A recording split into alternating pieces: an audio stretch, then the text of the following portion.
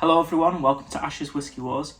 If you watched my last video, which was my 15 whiskies that I really don't recommend that you buy, I think I justified why I did the video, and I think the honesty was appreciated by you guys, which makes me feel very, very good. So thank you for that.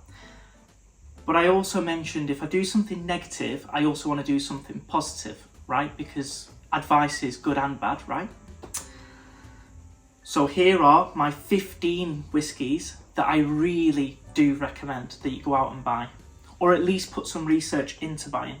We're going to go for an Irish whiskey to kick things off, and it is my favourite line actually of Irish whiskies, and that is Redbreast.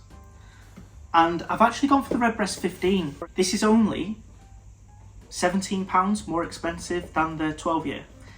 3 extra years, but mainly 6 extra % and a lot more flavour.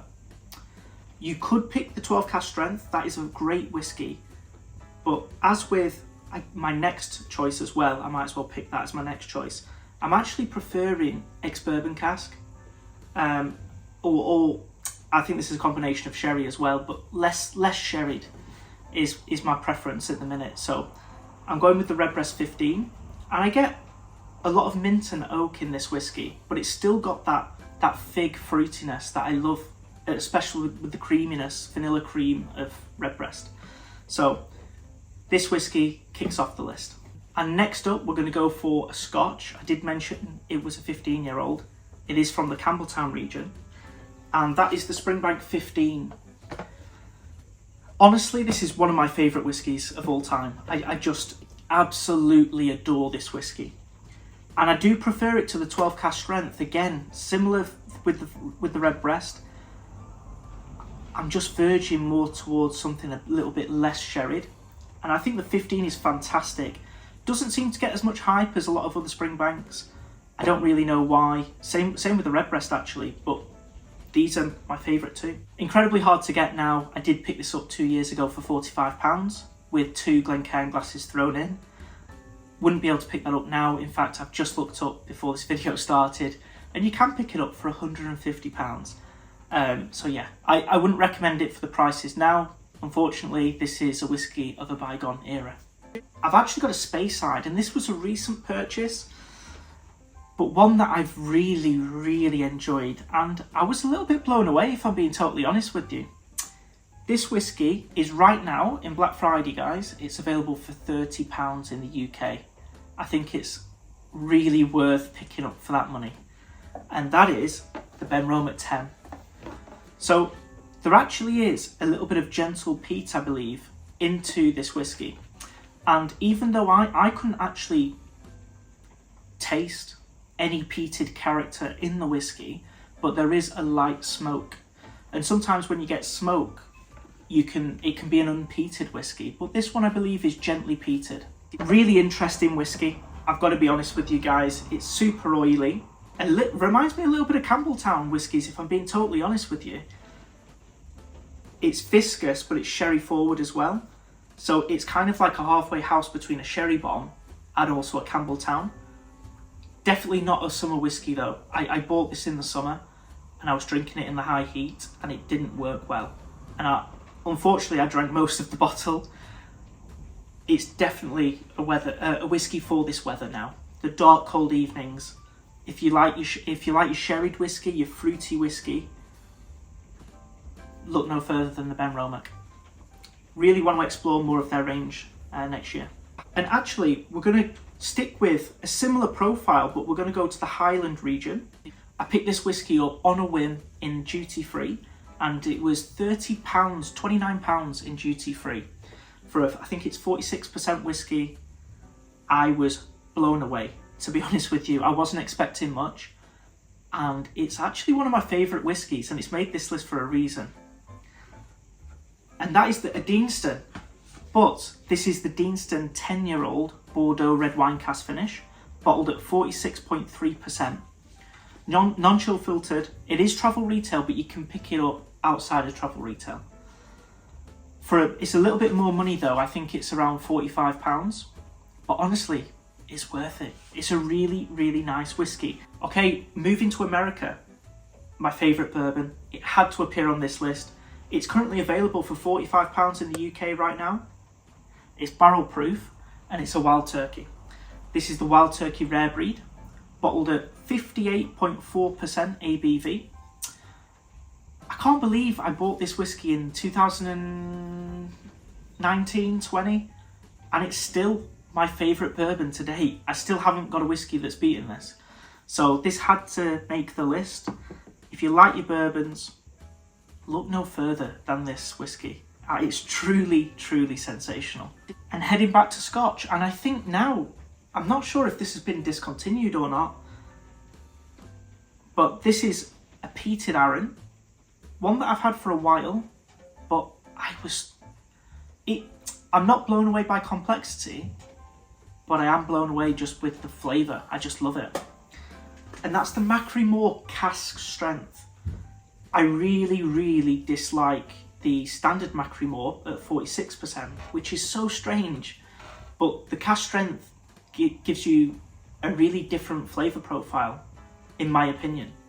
And that it's the first time that I've had the base spirit versus the cask strength. Normally I have the cask strength and I go, this is an elevation, but with this one, it was like almost a different whiskey to me. Gentle smoke, really. It's smoky, not massively peated taste-wise. It's smoky. I get a lovely bit of vanilla, but I also get a really strong mineral quality, and like dusted icing sugar. I was blown away by it. So yeah, I still recommend this whiskey, so I wanted to put it on the list for a reason. Price-wise, I picked this up for around £45, so it wasn't expensive either. I really, really do enjoy it. And the peating level I've just seen is 20 ppm. Okay guys, now for something unpeated. We have an Islay whiskey though. This is the Bunnahabhain Shiraz. And honestly guys, if I could have two Bunnahabhains, it would be this one and the next whiskey that I'm going to choose. Bottled at 46.3%, it is the cheapest Bunnahabhain in their range. Currently available for £26. So yeah, really, really good. A little bit of sherry influence, but what I like is it's a very light influence. You just get something a little bit fruity behind the classic notes. And this is, again, another very mineral whiskey. And that is something that clearly I really like. I might as well stick with the other Bunnahabhain to make it make more sense. Of course, this is the 12 cask strength. If you watch my recent video on my top 5 Islas, a couple are going to make the list today, because Islay is my favourite region. Unpeated, but very, very sherried, a lot more than the Shiraz, but a really nice salted, buttered Christmas cake is what I get with the Bunnahabhain 12 cask strength. This is the 2023 edition. I've not had the 2022, but I believe it's a lot more sherried, which could actually be too much. Who knows? I don't know. All I've had is this one and I love it. A whopping 60.1% as well. So yeah, it's a pretty amazing dram, to be honest. Next up, we've got a budget pick from Islay. Again, I really can't get over how amazingly priced this whiskey is. This is the Ardbeg Wee Beastie, but it's a 5-year-old Ardbeg, bottled at 47.4%, finished in, I should say, Oloroso sherry casks.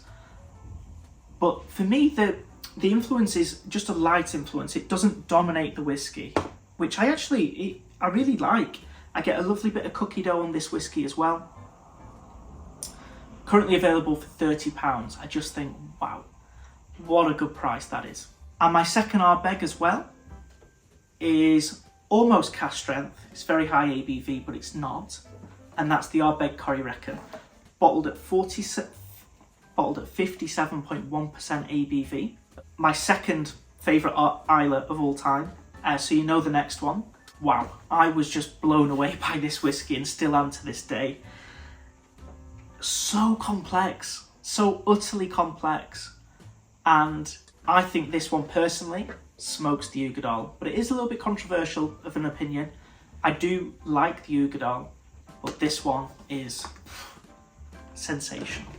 And finally guys, the Laphroaig 16. I had to include Laphroaig into this list.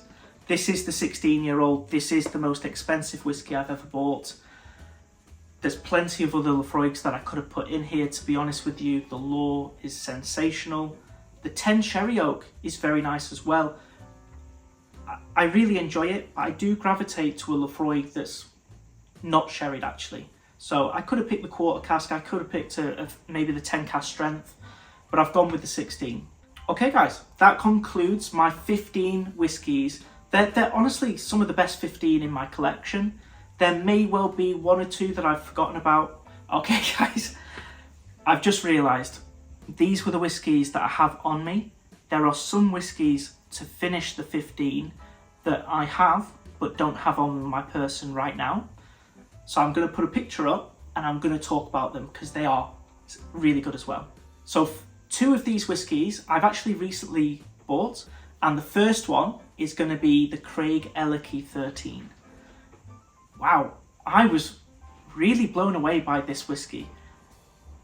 You go in thinking it's going to be a certain flavour profile and you are mistaken. I was really surprised. A little bit like the Benromach, but this one is a little bit more oily but waxy. It's like a heavily waxed walnut in with like a Space ID house style. Genuinely really, really nice. The next one is another whiskey that I bought there. I just picked up 2 whiskies and they both made this list, so they were good buys. And it's a Highland whiskey, and I bought last year the Little Bay, and I wasn't blown away with it up until I tried it again. I came back to it after it had really opened up, and I started to enjoy it a lot more. But this is the Oban 14 that I'm talking about today. Very, very different to the Little Bay, and I wasn't expecting it, I'll be honest with you.